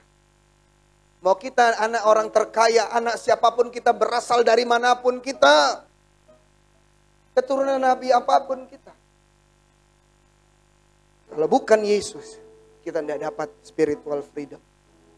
Kalau bukan melalui Kristus, kita tidak akan pernah bisa sampai kepada kemerdekaan yang kekal, yaitu bersama-sama dengan Tuhan, yaitu bersama-sama dengan Allah.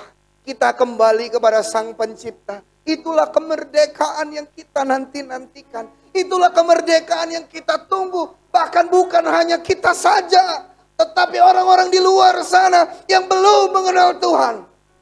Itu pun mereka nanti-nantikan. Itu pun mereka sangat harapkan.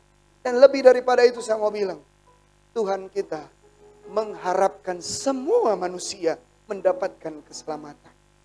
Tetapi kekristenan ini mengajarkan kita untuk terlalu eksklusif. Firman Tuhan bilang begini, kerjakanlah keselamatan yang kita dapatkan. Kalau kita hari-hari ini sudah jadi orang merdeka, karena Yesus tentunya, kerjakan itu. Beritakan tentang kebebasan ini. Declare your freedom to others. Nyatakan kemerdekaanmu, nyatakan kebebasanmu, nyatakan keselamatanmu kepada semua orang di luar sana. Sehingga mereka mengenal kepada siapa mereka harus beribadah, kepada siapa mereka harus berharap, kepada siapa mereka harus bergantung. Sehingga mereka dimerdekakan.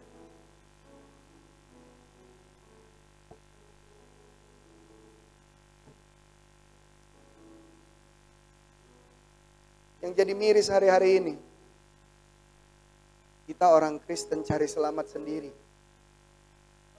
Kita orang Kristen asik dengan diri kita sendiri.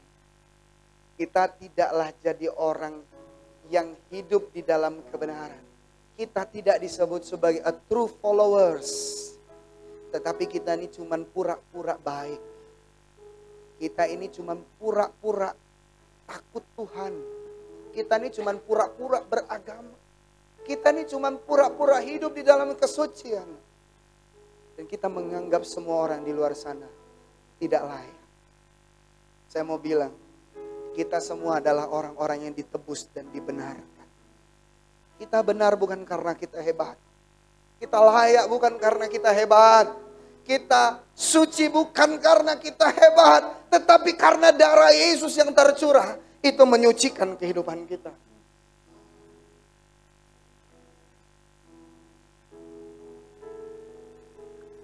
Nama Yesus bawa kita di dalam kemenangan.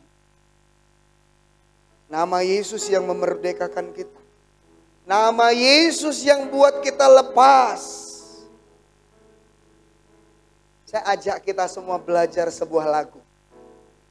Ini lagu ciptaan Ando. Jadi ini benar ini. Ini lagu ciptaan Ando.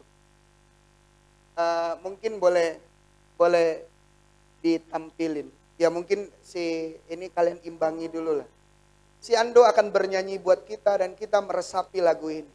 Karena lagu ini mengajarkan kita hanya di dalam Yesuslah ada pemulihan. Hanya di dalam Yesuslah ada kemenangan. Hanya di dalam Yesuslah ada kemerdekaan. Saya pun dah hafal lagunya. Tapi ini kayaknya lagu ini memberkati sekali. Jadi kita sama-sama belajar ya. Kalau misalnya Bapak, Ibu atau siapapun yang ada di sini yang punya lagu, ya boleh dinyanyikan sendiri. Kalau ini lagu ini diizinkan. Saya sudah sampai telepon ini ke BPH Pusat, sampai ke Sorga. Saya tanya, Tuhan ini boleh dinyanyikan? Oh boleh. Ya udah silakan tuh.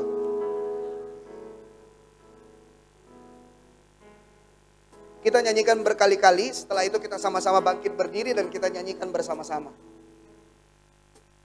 Dalam nama Yesus ada keselamatan.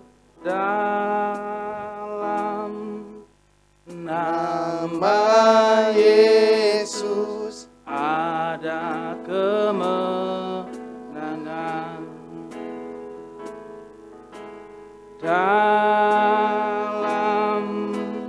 nama Yesus ada kesembuhan. Dalam nama Yesus ada pemulihan. Kita ulang dari awal. Tadi sudah dengar. Dalam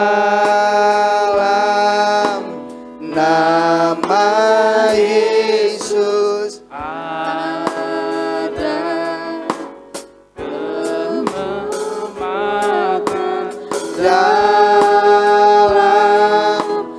nama Yesus Ada kemenangan. Dalam nama Yesus. dalam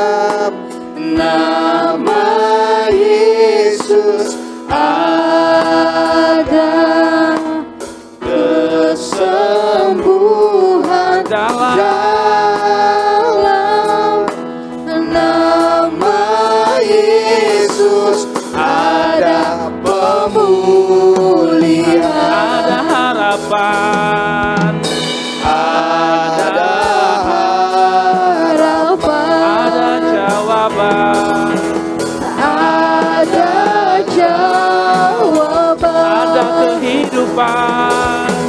Ada kehidupan.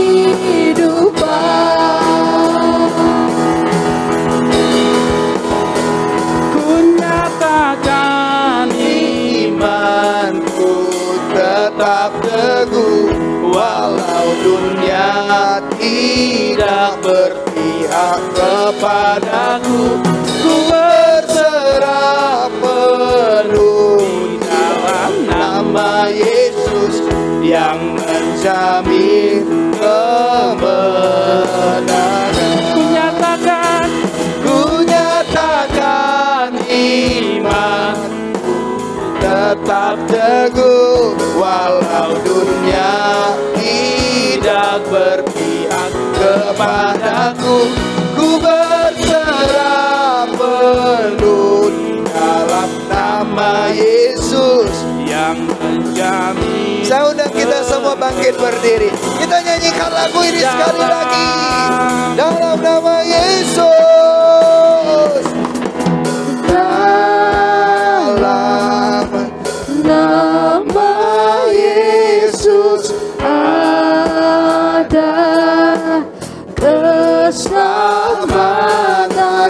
Dalam nama Yesus ada kemenangan. Dalam nama Yesus. Dalam nama Yesus ada kesembuhan. Dalam nama Yesus ada pemulihan. Ada harapan. Ada harapan. Ada jawaban.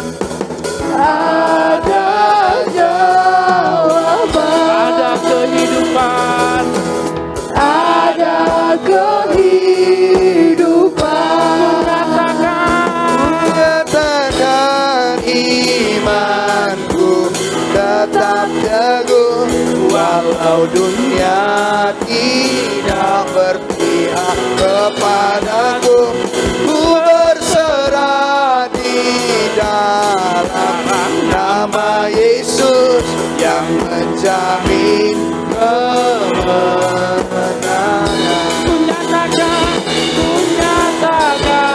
Imanku tetap teguh, walau dunia tidak berpihak kepadaku. ku berserah Di dalam nama Yesus yang menjamin kemenangan.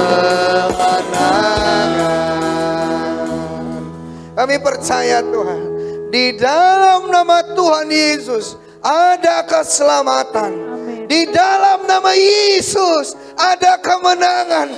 Di dalam nama Yesus ada kesembuhan. Di dalam nama Yesus ada pemulihan terjadi di dalam kehidupan kami. Di dalam nama Yesus ada harapan. Di dalam nama Yesus ada jawaban. Bahkan kehidupan yang kekal kami dapatkan di dalam nama Yesus. Hari ini Tuhan, ini iman kami, ini komitmen kami Tuhan. Kami nyatakan iman kami akan terus teguh. Sekalipun dunia tidak bersama dengan kami, tetapi kami bersama dengan Tuhan. Kami cukup, kami lengkap, kami sempurna karena Tuhan. Sekalipun orang-orang di sekitar kami tidak bersama-sama dengan kami, tapi iman kami, asal ada Yesus, ada mujizat. Asal ada Yesus, ada kemerdekaan. Terima kasih ya Tuhan, terima kasih. Ini semua terjadi buat jemaat Tuhan di tempat ini. Yang merindukan pemulihan akan dipulihkan. Yang merindukan kesembuhan akan disembuhkan. Yang merindukan kemenangan akan mendapatkan kemenangan. Yang butuh kemerdekaan akan dimerdekakan. Sesuai dengan iman percaya kami hari ini, kami berkata, kami orang yang menang, kami orang yang berhasil, kami orang yang beruntung karena Yesus Kristus Tuhan beserta di dalam kehidupan kami. Terima kasih ya Tuhan, terima kasih. Kami berdoa Tuhan, kiranya Engkau saja yang dipermuliakan. Karena nama Yesus lebih daripada nama apapun. Nama Yesus lebih daripada siapapun. Dia Tuhan atas segala Tuhan. Dia Raja atas segala Raja. Terima kasih ya Tuhan, terima kasih. Kami percaya firman-Mu memerdekakan kami. Kami percaya kebenaran itu, yaitu Allah sendiri, sudah memerdekakan kami. Kami bukan lagi hamba. Kami bukan lagi eben. Kami bukan lagi orang-orang yang terikat oleh dosa-dosa masa lalu kami. Kami bukan lagi orang-orang yang terikat oleh tradisi dan adat yang tidak baik untuk kami lakukan. Kami bukan lagi orang-orang yang terikat oleh belenggu-belenggu dosa. Kami bukan lagi orang-orang yang di bawah hukum agamawi. Kami tidak hidup di dalam spiritual agamawi.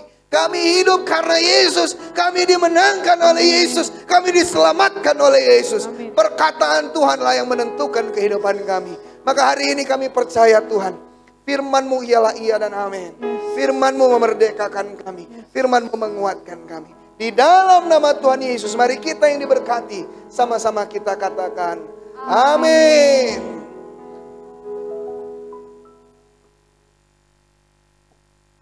Terima kasih kepada Pastor Adit yang telah menyampaikan firman. Biarlah firman ini menjadi peremaan buat hidup kita. Amin. Amin. Sembari kita mempersiapkan persembahan, kita akan melihat news minggu ini.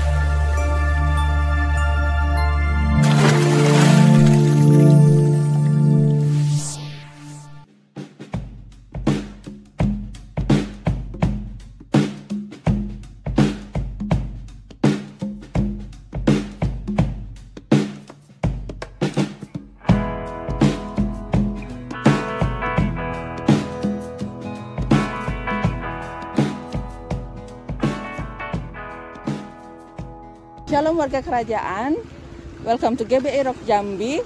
Bersama saya Ruth, saya newscaster Anda bulan ini. Kingdom Celebration GBI Rock Jambi diadakan di tempat ini setiap minggu pada jam 10 dan jam 5 sore. Setiap servis disertai dengan sekolah minggu. Bagi Bapak, Ibu, Saudara-saudari yang butuh dilayani secara pribadi, dapat menghubungi Pastor Adit dan juga Pastor Tessa di nomor di bawah ini.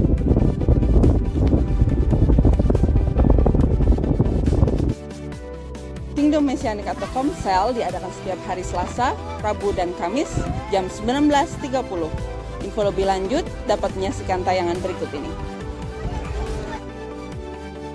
Setiap informasi mengenai kegiatan GBI Rock Jambi dapat diakses melalui grup WhatsApp Kingdom Family. Bagi Bapak, Ibu, Saudara-saudari yang ingin bergabung di dalam grup WhatsApp, dapat mengisi formulir yang telah dibagikan oleh Usher. Formulir yang telah diisi dapat dikumpulkan kembali kepada Usher. Call Center GBI Rock Jambi kini hadir untuk memenuhi segala keperluan jemaat terkasih selama 24 jam. Mulai dari info dan pendaftaran baptisan air, keanggotaan jemaat, pelayanan khusus, pelayanan darurat, pelayanan penghiburan, pemberkatan rumah usaha, serta info pelayanan lainnya. Bisa menghubungi call center di bawah ini.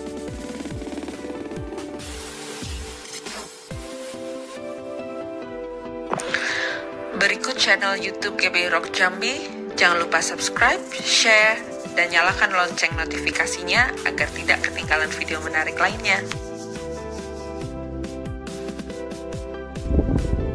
Demikian news bulan ini. Saya Ruth pamit undur diri. Happy Sunday and God bless.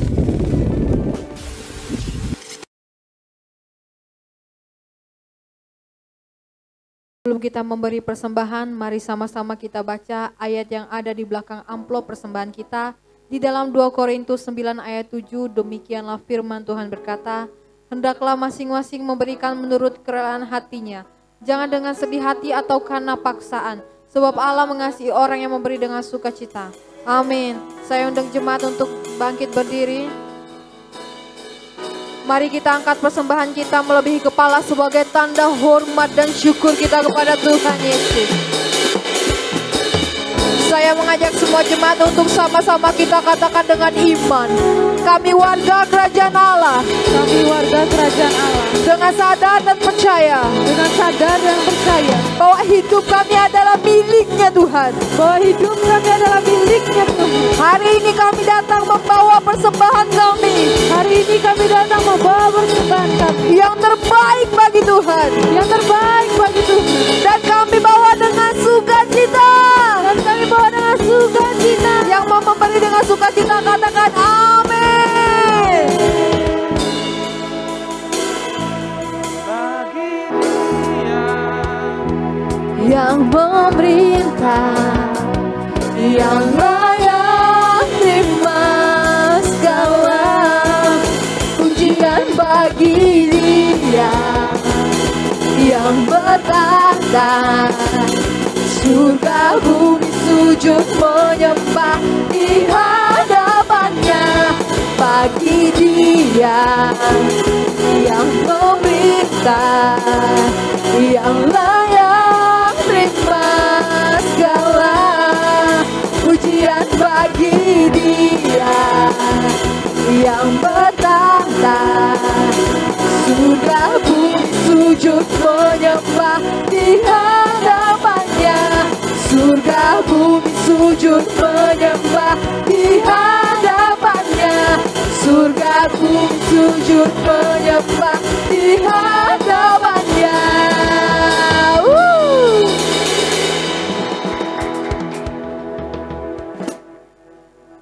Mari kita angkat doa syafaat kita. Bapa yang baik, Bapa yang bertahta di dalam kerajaan sorga, terima kasih Tuhan Yesus untuk setiap kebaikan di dalam kehidupan kami. Setiap anugerah yang Kau nyatakan, setiap damai sejahtera yang Kau alirkan di dalam kehidupan kami. Kami sungguh-sungguh sangat mengucap syukur Tuhan. Kembali kami diajarkan Tuhan untuk tetap berpegang teguh kepada Tuhan. Berpegang teguh kepada Engkau Sang Penyelamat kami Tuhan. Apapun masalah kami, apapun badai kami, apapun Goliat kami tetap bisa melewati itu semua karena Engkau beserta dengan kami. Terima kasih Bapa yang baik, terima kasih Roh Kudus. Pada malam hari ini Tuhan, kami bersepakat, kami bersatu hati mengucapkan shalom buat bangsa Indonesia. Shalom buat Indonesia. Kemenangan yang luar biasa Engkau nyatakan buat bangsa Indonesia. Kuasa yang luar biasa Engkau nyatakan buat bangsa Indonesia. Kami mengucap syukur Tuhan Yesus buat 77 tahun kemerdekaan Indonesia. Kami menyatakan Engkau adalah Allah bagi bangsa ini Tuhan. Engkau adalah Bapa bagi bangsa ini Tuhan. Kemerdekaan yang sejati ketika kami mendapatkan semuanya daripada Engkau Tuhan Yesus. Kemerdekaan yang luar biasa buat bangsa ini ketika Engkau menyertai bangsa ini Tuhan Yesus. Kami percaya Tuhan Yesus, kemerdekaan yang didapati oleh bangsa ini karena Engkau berpihak, Engkau ada untuk bangsa ini Tuhan Yesus. Kami berdoa buat Sabang sampai Merauke Tuhan, kami percaya ada kuasa Tuhan Yesus. Kami berdoa di tiap-tiap kota, provinsi, kabupaten ada nama Tuhan yang ditinggikan. Bapa Engkau adalah Allah dan Raja untuk bangsa kami ini Tuhan Yesus. Kami berada di dalam nama tangan Tuhan Yesus, kami percaya Tuhan. Banyak jiwa-jiwa yang akan menyerukan nama Tuhan. Setiap hari-harinya akan ada pertumbuhan-pertumbuhan jiwa yang menyatakan bahwa Yesus Engkau adalah Raja di bangsa ini Tuhan Yesus. Terima kasih Bapa, Engkau sertai selalu bangsa kami ini Tuhan. Kami berdoa buat pemerintahannya dari yang paling tinggi sampai yang paling rendah Tuhan. Kami berdoa untuk pemimpin negara kami ini Tuhan. Kami berdoa untuk setiap kabinet yang membantu jalannya roda pemerintahan kami Tuhan. Kami berdoa untuk setiap anak-anak Tuhan yang ambil bagian dalam pemerintahan. Kami berdoa di dalam nama tangan Tuhan Yesus. Pemerintahan yang ada di bangsa ini, pemerintahan yang berasal daripada kerajaan Tuhan Yesus. Anak-anak Tuhan akan ambil bagian dalam setiap keputusan yang ada Tuhan. Kami percaya Tuhan Yesus, pemerintahan yang ada ini Tuhan, semuanya berasal daripada Engkau saja Tuhan Yesus. Kami percayakan kebijakan-kebijakan yang nantinya diambil, yang diputuskan untuk jalannya pemerintahan di negara ini Tuhan, itu semuanya berasal dari Engkau Tuhan. Kami juga berdoa Tuhan buat perekonomian bangsa ini Tuhan. Kami berdoa buat sumber daya manusianya. Kami berdoa buat sumber daya alamnya. Kami berdoa untuk keberagaman antar suku budayanya. Kami berdoa di dalam nama tangan Tuhan Yesus. Hal-hal yang baik, hal-hal yang luar biasa Engkau nyatakan buat bangsa Indonesia. Perekonomian ke depannya yang informasinya akan ada masa-masa krisis Tuhan. Kami berdoa di Indonesia tidak ada itu Tuhan. Karena ada Tuhan Yesus. Kami juga berdoa untuk bangsa kami Tuhan. Tidak ada isu perpecahan. Tidak ada isu saling menjatuhkan. Tapi isu cinta kasih yang akan saling mempersatukan kami semua Tuhan Yesus. Terima kasih Bapa yang baik. Terima kasih Roh Kudus. Kami juga berdoa untuk kota tercinta kami, kota Jambi Tuhan. Kami berdoa buat provinsi tercinta kami, provinsi Jambi. Kami berdoa di dalam nama tangan Tuhan Yesus. Jambi dimenangkan. Jambi ada kuasa Tuhan Yesus. Jambi diberikan kekuatan oleh kuasa Roh Kudus. Kami berdoa untuk tiap-tiap wilayahnya Tuhan. Kami berdoa untuk tiap kota kabupatennya Tuhan. Kami berdoa untuk tiap-tiap wilayah kecamatannya. Kami berdoa di dalam nama tangan Tuhan Yesus. Setiap lidah mengaku bahwa Yesus Engkau adalah Raja buat kota Jambi Tuhan. Engkau adalah Bapa di kota Jambi. Engkau adalah Tuhan di kota Jambi Tuhan. Setiap lidah akan mengaku bahwa Yesus Engkau adalah Bapa yang perkasa di kota Jambi Tuhan. Oh terima kasih Tuhan Yesus. Kami juga berdoa Tuhan untuk jalannya roda pemerintahan di kota Jambi Tuhan Yesus. Kami juga berdoa untuk perekonomian di kota Jambi. Kami juga berdoa untuk keberagaman suku budaya di kota Jambi Tuhan Yesus. Kami berdoa buat sumber daya manusianya. Kami berdoa buat untuk sumber daya alamnya di kota Jambi. Kami berdoa di dalam nama Tuhan Yesus. Jambi diberikan kekuatan daripada Engkau Tuhan Yesus. Jambi diberikan support yang luar biasa daripada Tuhan Yesus. Terima kasih Bapak yang baik. Terima kasih Allah yang baik. Kami juga berdoa Tuhan Yesus buat gereja kami yang tercinta Tuhan. Gereja kami GBI Rock Jambi Tuhan Yesus. Kami berdoa di dalam nama tangan Tuhan Yesus. Biarlah gereja ini Tuhan menjadi gereja yang takut akan Tuhan. Amin. Gereja yang dengar-dengaran akan Tuhan. Yes. Gereja yang menjalankan segala sesuatunya sesuai dengan kehendak Tuhan. Kami berdoa di dalam nama tangan Tuhan Yesus. Engkau berkati gereja kami Tuhan Yesus. Yes. Kami berdoa untuk gembala senior kami. Kami berdoa buat gembala pembina kami. Kami berdoa buat gembala kami di tempat ini. Kami berdoa di dalam nama tangan Tuhan Yesus. Engkau berkati Tuhan. Engkau sertai selalu Tuhan Yesus. Engkau berkati keluarganya. Engkau berkati keluar masuknya. Bahkan hal-hal yang mereka belum pikirkan sekalipun Engkau berkati di dalam nama tangan Tuhan Yesus. Engkau Allah yang luar biasa Tuhan Yesus. Engkau adalah Allah yang luar biasa Tuhan. Kami juga berdoa Tuhan untuk jemaat-jemaat di tempat ini Tuhan Yesus. Kami berdoa bagi yang masih sekolah. Kami berdoa yang sedang bekerja. Kami berdoa buat keluarga-keluarga. Kami berdoa di dalam nama tangan Tuhan Yesus. Engkau yang sangat mengetahui segala macam hal yang terjadi di dalam kehidupan kami Tuhan. Engkau adalah Allah yang memberikan jawaban untuk segala masalah kehidupan kami. Engkau adalah Allah yang selalu memampukan untuk mengatasi segala hal di dalam kehidupan kami Tuhan Yesus. Engkau berikan kami selalu damai sejahtera. Engkau berikan kami selalu kekuatan Tuhan. Engkau berikan kami selalu kesehatan yang luar biasa daripada Tuhan Yesus. Agar kiranya jemaat-jemaat di tempat ini menjadi jemaat-jemaat yang militan, jemaat-jemaat yang luar biasa, jemaat-jemaat yang memberkati banyak orang Tuhan. Amin. Kami berdoa di dalam nama tangan Tuhan Yesus, berikan kekuatan selalu untuk setiap kami Tuhan. Terima kasih Bapak yang baik, terima kasih Roh Kudus. Kami juga berdoa Tuhan untuk setiap kami yang ambil bagian pelayanan di tempat ini. Tuhan kami berdoa di dalam nama tangan Tuhan Yesus, Engkau berikan kami selalu hikmat. Berikan selalu kami kekuatan. Berikan kami selalu roh untuk haus akan Engkau Tuhan. Berikan kami selalu support dalam kehidupan kami. Untuk bisa kami kembalikan di dalam pada Engkau Tuhan Yesus. Kami yang letih lesu Tuhan Engkau kuatkan Tuhan. Kami yang mulai suam-suam kuku Engkau kuatkan Tuhan Yesus. Berikan kami kekuatan untuk kami sadar Tuhan. Bahwa Engkau yang menunjuk kami. Engkau yang memilih kami untuk melayani Engkau lebih lagi Tuhan Yesus. Terima kasih Bapak yang baik. Terima kasih Roh Kudus. Sebentar kami akan pulang ke tempat kami masing-masing. Dan sebelum kami pulang kami akan menerima berkat. Ya. Orang-orang yang merdeka angkat kedua tanganmu. Arahkan pandanganmu kepada Allah Bapa di dalam sorga.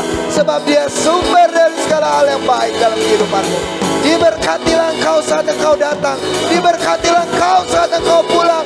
Diberkatilah bakul adonanmu. Diberkatilah pekerjaanmu. Diberkatilah studimu. Diberkatilah usahamu. Engkau jadi orang-orang yang berhasil. Engkau jadi orang-orang yang beruntung di dalam nama Tuhan Yesus. Pulanglah, terimalah berkat daripada Allah Bapa di dalam sorga. Sebab Dia Yesus, Dia mengarahkan pandangannya kepadamu, memberi engkau damai sejahtera. Dia Yesus, Dia menyinari engkau dengan wajahnya dan memberi engkau kasih karunia. Pulanglah dengan penyertaan Roh Kudus.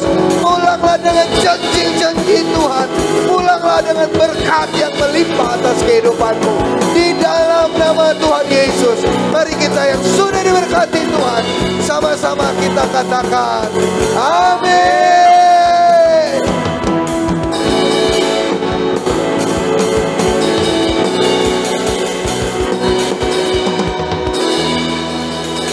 Haleluya. Selamat hari Minggu. Selamat hari Minggu. Tuhan berkati.